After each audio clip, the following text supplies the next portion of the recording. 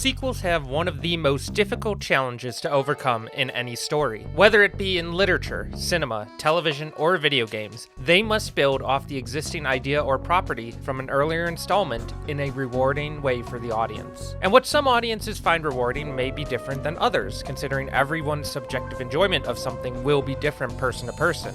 However, if an IP is well received enough from a particular audience, it can warrant becoming a franchise. But you have to consider if a sequel is even necessary in the first place. Sequels have the unique problem of hitting higher highs and lower lows than their predecessors because there's a weight of expectation riding on them. Expectations can be well within the spectrum of good and bad, depending on how the first installment was received. Think about some of the greatest movies of all time: Empire Strikes Back, The Godfather Part 2, The Dark Knight. These movies managed to not only capture the spirit of the originals, but also took their respective stories to places the originals couldn't go before. You'd be hard-pressed to find someone disagree that on an objective level, these are among the greatest works in modern filmography. However, I wanted to take a look at the video game equivalent of that, what I see as the best sequel of all time: Sly 2, Band of Thieves. This single game further developed its storytelling, expanded on its established characters, chose an iconic stylistic design, and redefined the platforming genre at the time of its release. This is the reason that this was the very first game I chose to stream on my channel, which, if I'm being honest, probably killed my channel in the algorithm, but it was totally worth it. It astounds me to this day how much thought and care was put into this one game. In one of the previous installments in the series, I reviewed Uncharted 2, a sequel that mimics many of the positive changes that this game implements. And honestly, there are so many other great sequels to video games out there: Pokemon Gold and Silver, Call of Duty Black Ops 2, Portal 2, Halo 2, Assassin's Creed 2, Mass Effect 2, Red Dead Redemption 2, and these are just direct sequels we're talking about. BioShock...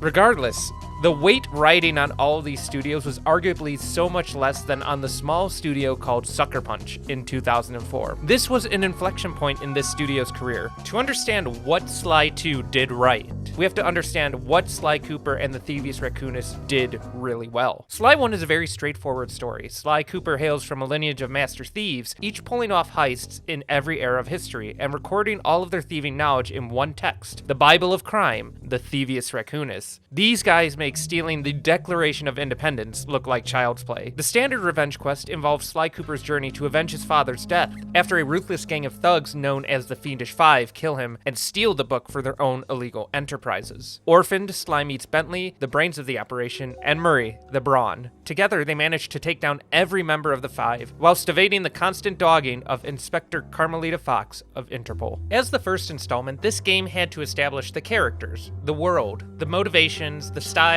and the gameplay in 5 short levels. The developers clearly had a strong concept from the start, with a simple enough story to back, but unfortunately not all the pieces were there. It's not to say Sly 1 is bad by any metric, but it feels a bit half-baked. This is primarily because of the level design. Levels in Sly 1 were linear, following a set path with set enemies. For the most part, enemies and yourself go down in one hit, unless you're lucky enough to equip a horseshoe that gives you another life. And this could just be a me thing, but this kind of gameplay makes me want to jump into a volcano willingly. With clunky controls, the player is often left in a somewhat frustrating situation, to say the least, when deaths come primarily from obnoxious in-game challenge rather than the player's lack of skill. Why is this guy here? Why did he move like that? Why is turning so difficult? All of these questions and more will be answered never in Sly 1. But before we talk about the plot of Sly 2, and trust me, I've got so much to say about it, we have to look at what the team at Sucker Punch did to completely overhaul the game design, and why it benefits the story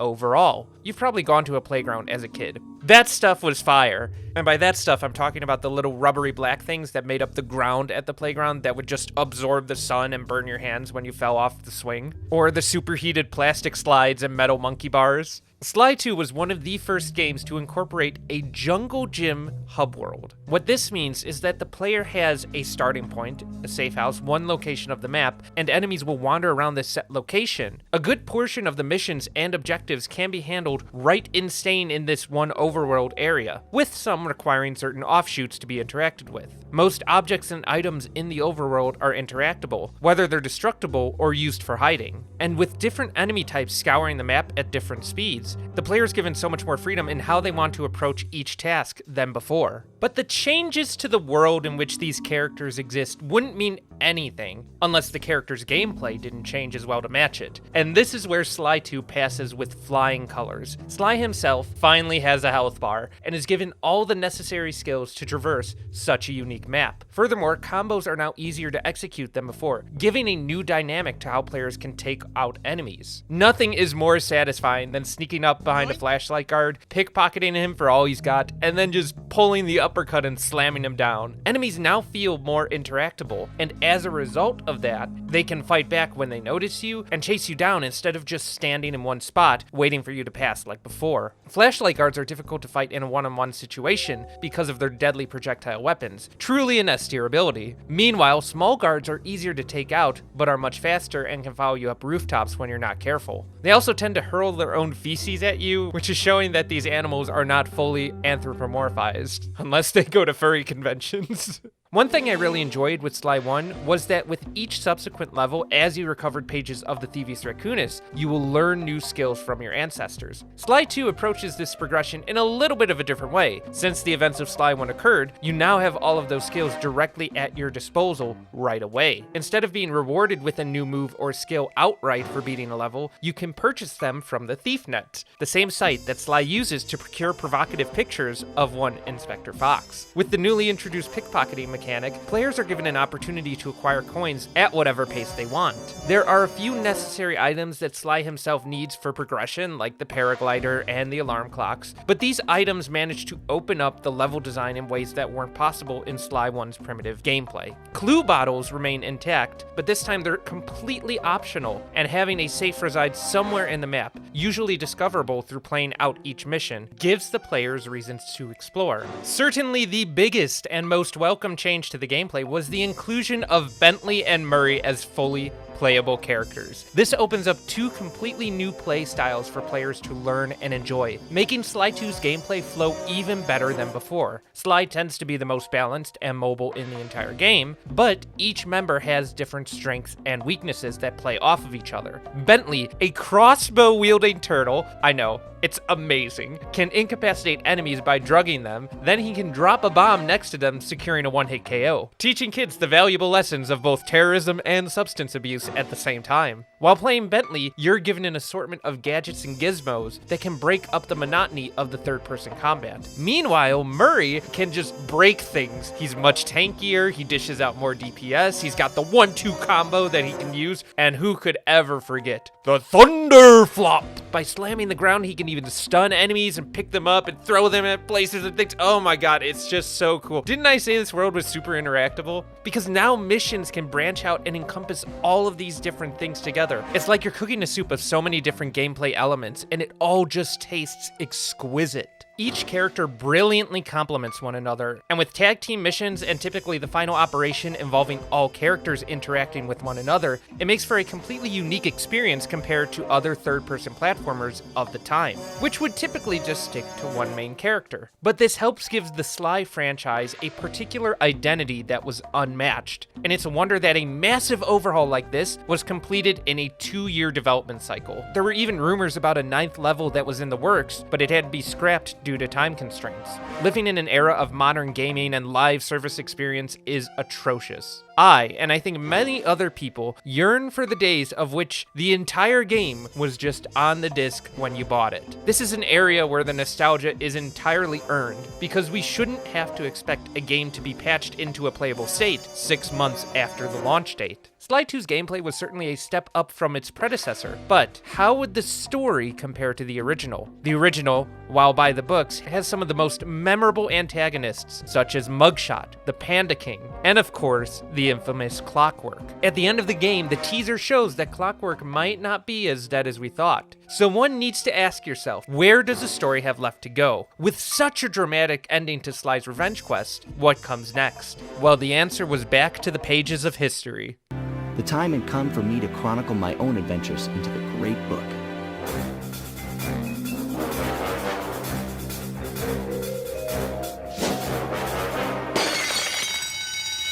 This is gonna be fun. We begin our story at the Cairo Museum, where Sly and the gang arrive in Egypt, the country of the eldest member of the Cooper lineage, not only to put an end to a vampire with psychic abilities, but to recover the Clockwerk parts that are on display. See, apparently Indiana Jones got a hold of the Clockwerk parts after the end of Sly 1 because he was like, it belongs in a museum! So now Sly endeavors to steal the parts that remained undamaged from their last conflict and destroy them once and for all. And what we get with this intro level is something that sets the tone and the atmosphere of the entire game perfectly. Bentley's a worrywart, Sly is playfully bantering with him, Murray's just beyond hyped to finally be out in the field. The jive and the suave of this gang sneaking through towards their destination is just so perfect. And upon reaching the showroom, Sly is ambushed by the returning Inspector Fox and a new character, Constable Neela. Pay attention to how well a scene like this is written. Whereas you crooks are so predictable. You always return to the scene of the crime. Crime? I haven't stolen anything. Yet. Oh, really? Then who broke in last night and made off with all the Clockwerk parts? You've got the motive. Someone already stole the parts? Don't play dumb with me. It might not have been him, Comlita. The method of entry and guard casualties all point to this being a Claw Gang job. The Claw Gang? Constable Neela, I allowed you to sit in on this stakeout as a favor to the Contessa. I really don't need any help. Oh, I think you might. Look at the facts. Facts? Sly Cooper is right here. I caught him red-handed. I'm just saying that there are other criminals in the world other than Sly Cooper! Now that's what I call foreshadowing. And all the information about the current situation of the Clockwerk parts is disseminated to the audience in a believable and realistic way. The game only has one moment where the exposition is just a little overbearing, and we'll get to that later, but for now, let's just get sucked into the ambiance of this scene. In this intro, you notice the writing of Sly 2 is considerably tighter than the previous game. Some things are a little bit forced, and that comes with the territory of this being a PS2 game, but for the most part, the integration of exposition, gameplay relevant information, and comedy are as smooth as butter. Through this encounter with the seductive and suspicious constable, we learn that another group of criminals, the Claw Gang, has already stolen and distributed the Clockwerk parts among themselves to help their own criminal enterprises. I do like the juxtaposition between Sly 1 and Sly 2, where the previous criminals stole the Thievius Raccoonus, and now these criminals steal the parts of the individual who stole the Thievius Raccoonus to help their own criminal enterprises. It's so weird, but it's kind of cool. Why does this mysterious group of criminals want all these parts? Well, apparently a certain type of metallic alloy that Clockwerk replaced his whole body with over the centuries can be manipulated in various ways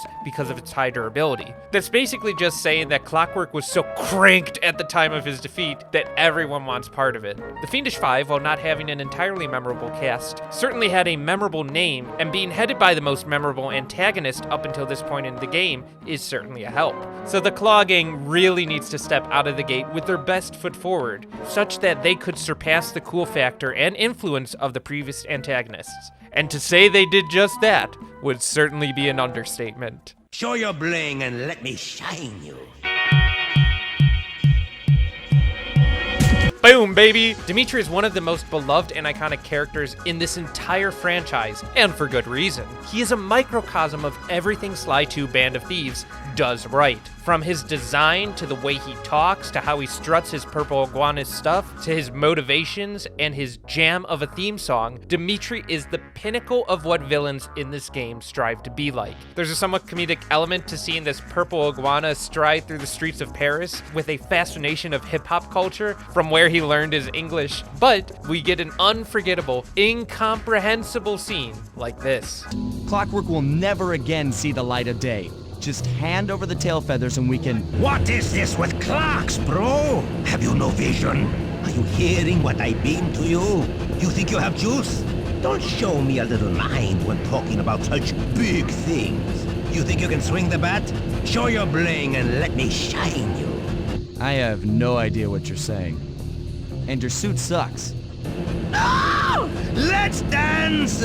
See, Dimitri is using the Clockwerk tail feathers as a printing press to fuel his nightclub operations, while his kinetic aesthetic NFTs are a front for his crypto pyramid scheme. He's part of that seamy purple underbelly that makes up Paris, and they really nailed the aesthetic choice for him. He strikes a very unique chord with the audience, as he doesn't have the menace and tenacity of a foe like Clockwerk, but manages to be a villain with heart and passion into his crime. He even seems to be completely oblivious of the Claw Gang's overall goals. He just wants to throw one of the biggest bashes ever, and you really have to admire him for that. However, through the gang's own ingenious plans, and a myriad of separate small heists consolidating in something grand, with a little help from the anti-hero-esque Constable Neela, they're able to put an end to his operations. Carmelita Fox, however, just manages to be one step behind the gang as they make their way to the next member of the Claw Gang. Next, we find ourselves in India attending the party of the wealthy Rajan, a tiger who owns two parts of Clockwerk, the wings and the heart, each with a separate purpose. The wings are on full display as the centerpiece of his throne, whilst the heart pumps the bloodline of his spice empire under everyone's noses. As a kid, I didn't know what spice was. It's drugs. And if Sonic and Dare had taught me anything, it's our job to put an end to this operation by crashing the ball he's hosting. We have to do good guy things. This is really where Sly 2 differentiates itself from the previous installment, in how it structures its story. Everything builds off of the last thing in a logical and understandable way. You may not put all the pieces together right away, as there's monologues here and there to help you follow along, but it flows well enough. Typically with the previous game, each level ended in the boss fight. But in Sly 2, boss fights are secondary to the actual goal of every level. Levels revolve around a heist, and truly make the player feel like they're pulling off these jobs against all odds. So occasionally, some levels won't even have boss fights, but will still be just as memorable. As you infiltrate the ballroom, you are able to scope out the rest of the members of the Claw Gang. The Contessa is apparently a member that attentive players might have already figured out is part of law enforcement. The typical man on the inside scenario, John Besson and Arpeggio are also present, but we'll get to both of them later. And unfortunately for Sly, or fortunately, depending on how you look at it, Inspector Fox and her devious partner are here as well, giving Sly and the gang an opportunity to turn this in their favor. Are you using me to get at old Ironsides? Yes, I am. Do you mind? Not at all. After securing the proper drip for the occasion, an elaborate round of DDR is staged between Sly and Inspector Fox, giving Murray the chance to descend from the heavens and steal the wings right out from under their noses. You look familiar to me. Are you in law enforcement? I often deal with police while on the job. As Bentley bombs a bridge and provides close air support and coverage. While completely different from the previous level, its entirely unique approach is how this entire franchise managed to stand out so much. Sly 2 isn't about going from boss to boss, taking out enemies just so you can beat the next big bad. Sly 2 is about the heist, and the heart that goes into the heist. This is made blatantly evident seeing that Rajan is never dealt with directly. The gang just crashes his party, destroys his crib, causing Rajan to flee the scene entirely. And that brings us to an Indiana Jones-like temple of screaming water bugs, priceless jewels, and crazed elephants.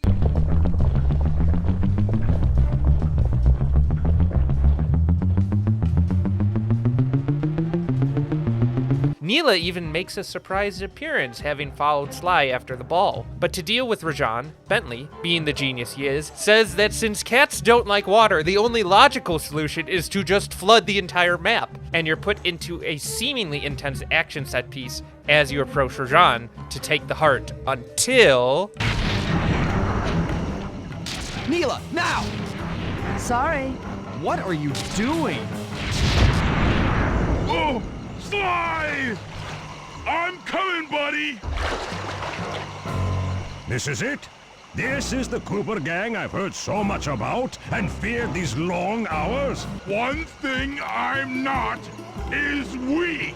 What? We're doing the boss fight as the Murray? This was a first for the series, and would be a staple in future installments because it gave the developers more creativity in how fights could play out. And this fight is surprisingly difficult, as hippos tend to live in the water, and we know from Pokemon that water is weak to electricity, but cats are also weak to being punched, so Rajan could easily be defeated. Oh, hi Neela, thank goodness you're here. Just come and help us out of the... FBI, open up! And just like that, the entire narrative of the game is turned on its head. Sly does the unthinkable and makes the main character, the most talented thief in existence, get caught by Interpol. Sly and Murray are dragged away by the Contessa and re-educated in her castle prison. But not only them, Inspector Fox, because she was caught with a 40% accuracy score on her DDR, is then subjected to brainwashing by the Contessa. Meanwhile, Bentley is left alone to fend for himself, and this really takes the characters and the player out of their element. Most players are accustomed to the dynamic array of movement options that are awarded to Sly. Now the game forces you to play as a character for a relatively brief period, with significantly less options to platform. Thankfully, the sequel doesn't force you to play as a character you don't want to play as for, I don't know, 10 hours. A character who was the villain of the story up until that point, who brutally murdered your father figure. That would just be dumb, right? I couldn't imagine a game that would do that.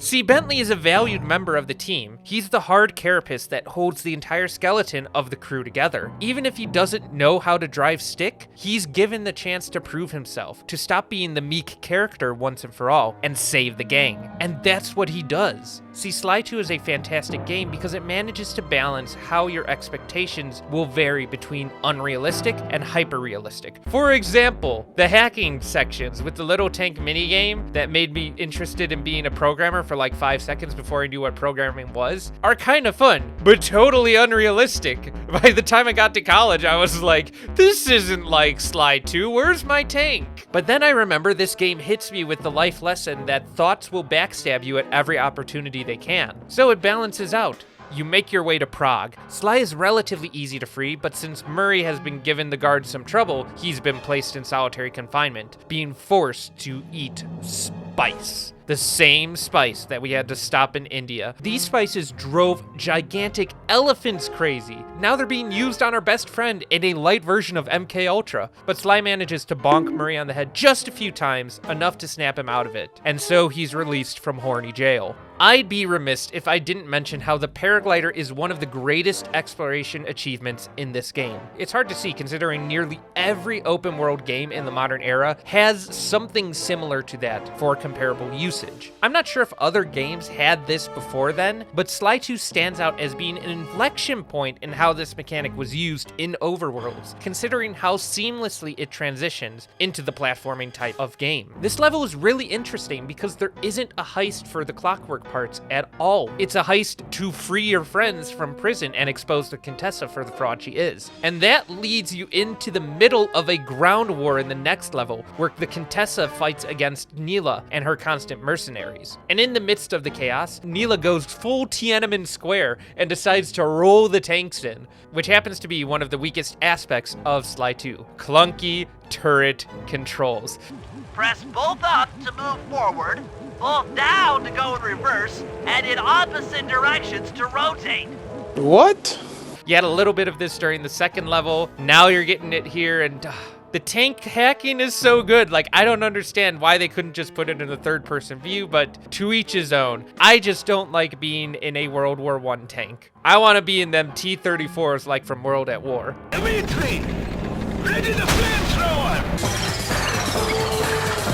Sly 2 also takes the side of every culture from every point in human history, saying that, hey, ghosts are real. And through some crypt engagements between Bentley dodging booby traps and performing tower defense areas, you are able to create an opportunity for Sly to steal the Clockwerk eyes from the Contessa. However, she isn't out of it just yet. She ain't going down without a fight, because she's going to use her big spider milfy energy to hypnotize Sly into giving up his internet search history. But if you manage to beat your meat, beat the big spider, God, I promise I'm not a furry. In all seriousness, you are able to overcome her. It's kind of cool that she was after other criminals' fortunes, potentially an inspiration for the main villain of Sly 3's motivation. I feel sorry for you.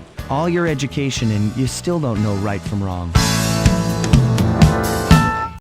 Once you finally escape Europe, the gang is on their way to Canada, America's hat, the land of syrup and angry truckers. And this is when the gang introduces their environmental messaging. Normally, I tend to find these really preachy. How dare you? But somehow, this game manages to give you a tragic antagonist that so thoughtfully makes you understand his point of view. And that viewpoint comes from the second best antagonist in the game, Jean Bison. I love Dimitri for the meme and for the sheer energy that he brought, but it's hard to argue that Jean Bison is probably the most interesting character in the game. This guy was so hardcore that he threw his life on the line to go out west and search for gold. And one The Shining reference later, he finds himself frozen until modern global warming thawed him out.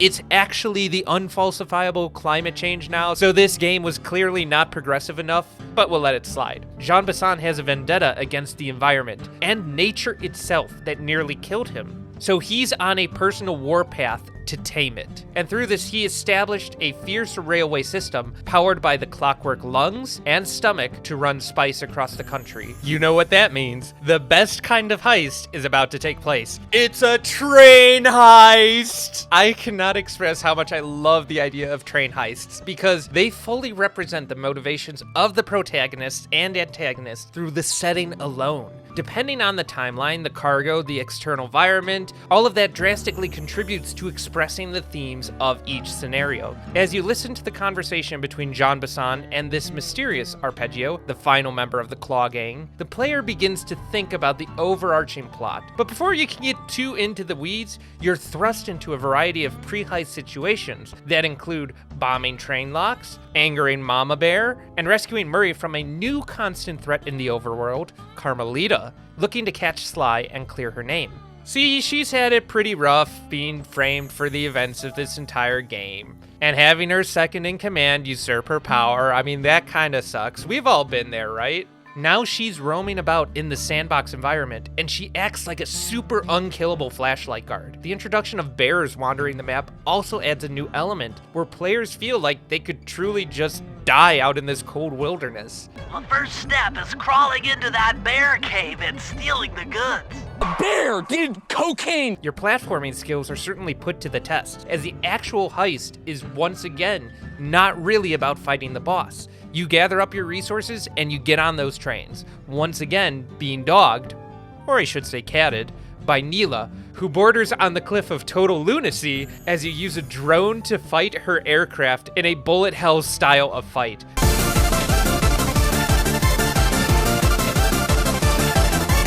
Once again, Sly 2 bringing forward new styles of gameplay to complement the main staple 3D platforming.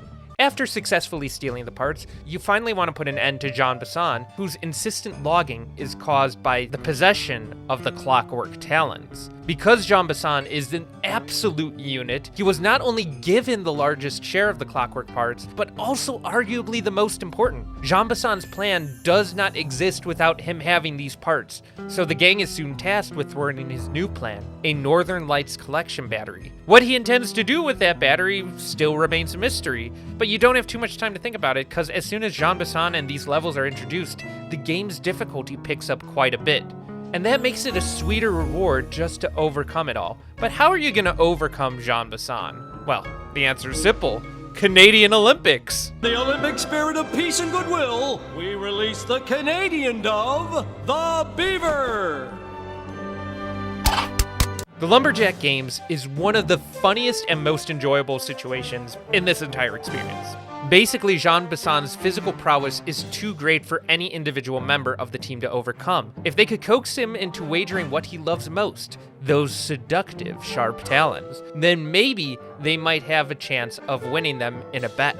However, being the dubious chaps they are, Sly and the gang agree cheating is the best way to go. That's how we all passed college, right? So slowly but surely they position themselves into lowering Jean Bison's points more than he typically deserves. However, this guy ain't stupid. He's existed in an age before video games, the age where poorly dressed disguises were easily recognizable, an age where he could literally one-shot the entire game with the throw of an axe, and that's what he does. Awakening captured, Bentley is the only character able to squeeze out of consignment into the showdown room. The strongest character in the game pitted against the weakest. Brains versus brawn. Our fight will be legendary, and it is awesome. John Bassan basically tells the gang that they just need to get good because he raided their entire safe house and collected all the Clockwerk parts, giving them to Arpeggio. You sold all the Clockwerk parts? So Bentley communicates to Sly and Murray to use chainsaws, flamethrowers, and logs to defeat this angry bison man, all while avoiding his dynamite, wrath, and countless guards. It's definitely one of the most intense fights. After Bentley finally hands him the L, the gang makes a mad dash to the Northern Lights battery, as it's about to be loaded on Arpeggio's airship en route to Paris. As the gang is lifted up into the sky, Murray presses F in the chat for best girl, the van. While there weren't any van-specific levels in this game, you really get the feeling that the gang has hit a low point. Everyone's on edge as they ascend to the final level, and you begin to think your actions have consequences. Now, frankly, I have mixed feelings about the final level. Arpeggio is set up to be the mastermind behind orchestrating all the events in the gang. His backstory is tragic in a sense that he wants to do what all birds do, but the manner in which he wants to obtain it from a world that's wronged him is not the most well thought out. And this level is plagued by one of the most infamous exposition dumps in any video game ever. What's all this then? The magnets have been reversed. Yeah! Magnets! Oh! I'll join myself to its circuits and be born anew. All this because you can't fly. You're pathetic. Immortality. Immortality is what I seek. Think, Cooper. What kept Clockwerk alive for thousands of years? He was fueled by his hatred for my family. Splendid! That's right. Hatred. Putting his gears and wires together was child's play, compared with accumulating that much hatred. You can't make people hate. Oh, my poor naive boy. My meticulous mind has found a way. As your hippopotamus friend will attest, spice consumption makes you both angry and susceptible to hypnosis. The Contessa, hypnotist extraordinaire, devised a way to command people through the use of flashing lights.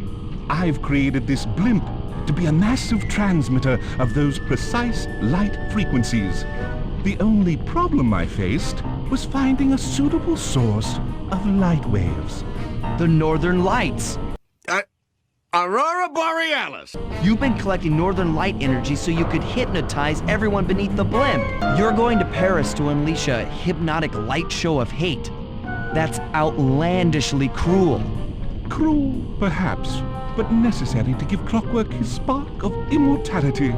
After assembling all the Clockwerk parts, you come to the realization that Neela, the character who's betrayed literally everyone in this entire game, is again going to betray Arpeggio and actually freaking kill him on the spot. Wow, what a twist. I mean, actually killing him was kind of cool, but I'm saying Neela being a bad guy is totally obvious. So the level mission-wise is filled with a bunch of last-ditch efforts for the gang to stop this new clock law from unleashing hypnotizing sky beams on the unsuspecting citizens of Paris. And with the help of Carmelita, Sly is able to bring down the Bastion Bird, but it's not over yet. The reason Clockwerk's parts survived for so long was the total plot convenience of the hate chip, something that keeps Clockwerk immortal. And in their endeavor to destroy it and keep Clockwerk's hate speech off this campus, they succeed, but Bentley is critically injured. The gang manages to get the chip. Carmelita delivers the final blow, freeing the Cooper clan from the curse of Clockwerk. Carmelita is reinstated in her position after stopping the biggest rave in the entire world,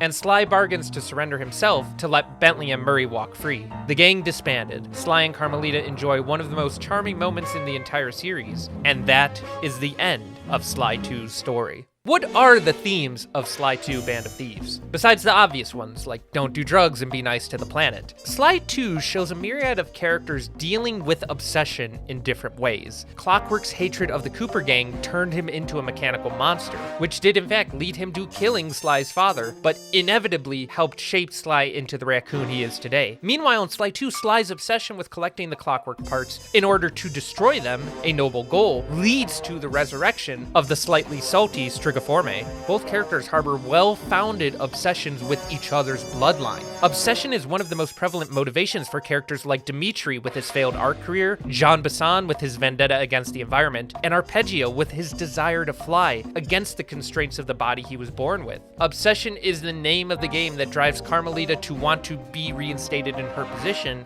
and leads Neela to become a completely insane character. Sly 2 is monumental in how it managed to build on the previous game in unique ways for the hardware it was developed on. The concept of the playground sandbox environment with random enemy paths and interactable terrain would be the template for many other games to draw off of. There really isn't a better example of what a sequel could do. It's no wonder that this is the fan favorite game in the entire series. The simple idea of sending this colorful cast of characters on heists around the world was so effective because it tonally takes itself as seriously as it needs to be. The voice actors give their characters their all. They just add so much love and effort into this experience. The balance of comedy and heart shows through in every single level. Narratively, mechanically, and conceptually, it improves on everything the previous game does. You will never find a more perfect sequel, and that's what Sly 2 Band of Thieves did right.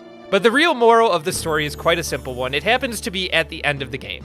Go outside. These words are kind of powerful considering we just spent the entire game globetrotting. Now we see them after the silly little epilogue where the villains have their fun and whatever. We are given a chance to go outside, to go out into a beautiful world that was portrayed through these various levels. And after 9 hours playing it, it certainly has inspired me to touch a little grass. This is the Shuckmeister. Thanks for watching. Have a beautiful doing, and I'll see you all next time.